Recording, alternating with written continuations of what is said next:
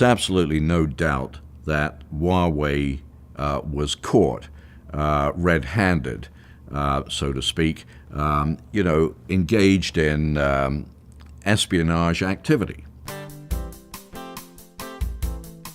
John Quelch is here. He is the Dean of the University of Miami Business School. Let's bring in our guest, John Quelch, who is the Dean of the Miami Business School at the University of Miami.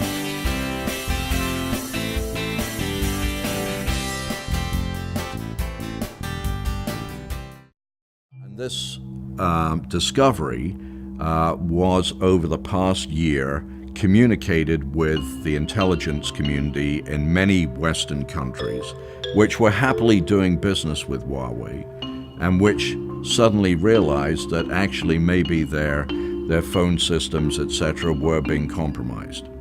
So the Huawei case, actually, it's nice to have a specific case, because then you can really see the mechanisms that are being used, and you can see clearly how they detract from the competitiveness of legitimate US and Western competitors.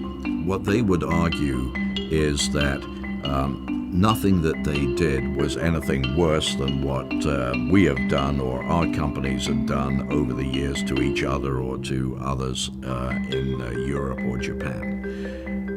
What we have to understand is that a company in China is not ever a private entity that operates independently of the state, and that when you are when you are dealing with a Chinese company, particularly in an area that is sensitive, security related, like telecom, you are dealing with a company that is part of the military-industrial complex of the Communist Party of China. And so there's no distinction between industrial espionage and state espionage. That is a blurred line, because there's no distinction between industry and the state.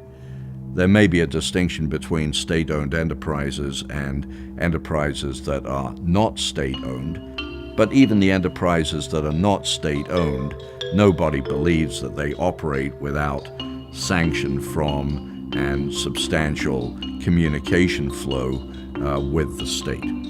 So we have to understand that.